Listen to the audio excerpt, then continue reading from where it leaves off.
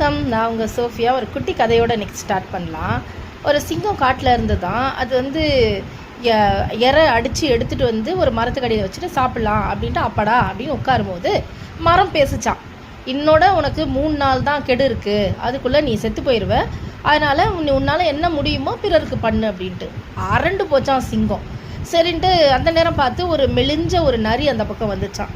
வந்த உடனே நரி கேட்டுச்சான், என்ன சிங்கராஜா ரொம்பவே கவலையாக இருக்கீங்க, ஏன் என்ன விஷயம் அப்படின்னு கேட்டுச்சான். உடனே சிங்கம் சொல்லிச்சான் நடந்ததை, மரம் இப்படி பேசிச்சுப்பா அப்படின்ட்டு. சரி, நானும் ரொம்ப பசியாக இருக்கேன் சிங்கராஜா, எனக்கு ஏதாவது கொஞ்சம் தர முடியுமா அப்படின்னோடனே பாதி எடுத்துக்க அப்படின்னு சொல்லிருச்சான் சிங்கம். ஓகே, அடுத்த நாள் வந்தது. அதே மாதிரி இறை எடுத்துகிட்டு வந்துட்டு மரத்துக்கடியில் உட்காந்தது. மரம் பேசுச்சு, நேற்று நீ பாதி தான் கொடுத்த, இன்றைக்கும் நீ வந்து மீதியை கொடுக்கணும், அப்படி இல்லைன்னா நீ நாளைக்கு ஒரு நாள் தான் இருக்குது காலி அப்படின்ட்டு. உடனே சிங்கம் அரண்டு போச்சு.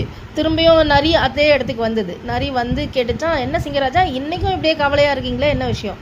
நேற்று நான் பாதி கொடுத்தேன் இல்லடா, இன்றைக்கி மீதியும் எடுத்துகிட்டு போயிடறான், முழுசாக இன்றைக்கி உனக்கு தான், நான் அடிச்சுட்டு வந்து எல்லாமே உனக்கு தான் அப்படின்னு கொடுத்துருச்சு.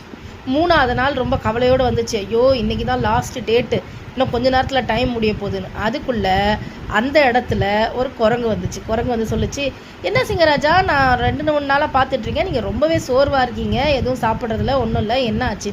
நடந்த எல்லா விஷயத்தையும் சொல்லிச்சு. உடனே அந்த குரங்கு சொல்லிச்சான், நான் மரத்து மேலே தான் உட்காந்துட்டு இருந்தேன், அட பைத்தியக்கார சிங்கராஜாவே, அது பேசுனது வந்து உன்கிட்ட சாப்பாடு வாங்கிட்டு போனால் அதே நரி தான், அதுதான் உன்னை ஏமாற்றிட்டு இருக்கு அப்படின்னு சொல்லிச்சான். உடனே சிங்கம் என்ன பண்ணியிருக்கோம், அடுத்த நாள் வந்த உடனே நரி வந்துச்சு, சிங்கத்துக்கிட்ட பேசுச்சு. மரமும் அதுக்கு முன்னாடியே சொல்லிருச்சு, இன்றைக்கி ஒரு நாள் தான் ராஜா, இருக்கிற எல்லாத்தையும் நீ அவனுக்கு கொடுத்துரு அப்படின்ட்டுருச்சு. நரி வந்து கேட்ட உடனே சிங்கம், நீ எடுத்துக்கப்பா, எடுத்துக்க அப்படின்னு சொல்லிச்சு பொறுமையாக. நரி வந்து அந்த சாப்பாடில் அப்படி வாயை வைக்க வரும்போது கழுத்தை பிடிச்சிச்சு சிங்கம். பிடிச்சி சுற்றி ஒரே அடி தான் தரையில், ஆல் அவுட்.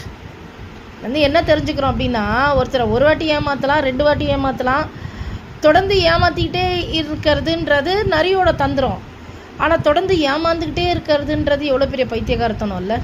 நம்ம எல்லாரையுமே வந்து ஒரு ஒரு ஒரு ஒரு ஒரு சின்ன இழை அளவுக்கு ஒரு நம்பிக்கை இல்லாமல் ஒரு சந்தேகத்தோடு பார்க்குறது நல்ல விஷயந்தான்.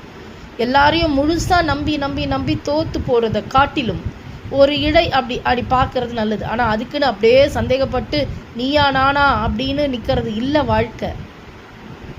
நம்பணும், அந்த நம்பிக்கையில் ஒரு அலர்ட்னஸ் இருக்கணும், அவ்வளோதான். சிங்கத்து மாதிரி ஐயோ மரம் பேசுதுன்னு நம்மளும் உட்காந்துட்டு இருந்தோம் அப்படின்னா நிறைய நரிகள் நம்மளை சுற்றி இருந்துக்கிட்டே இருக்குது. அந்த நரிகள் காதல், நட்பு, அன்பு, பாசம்,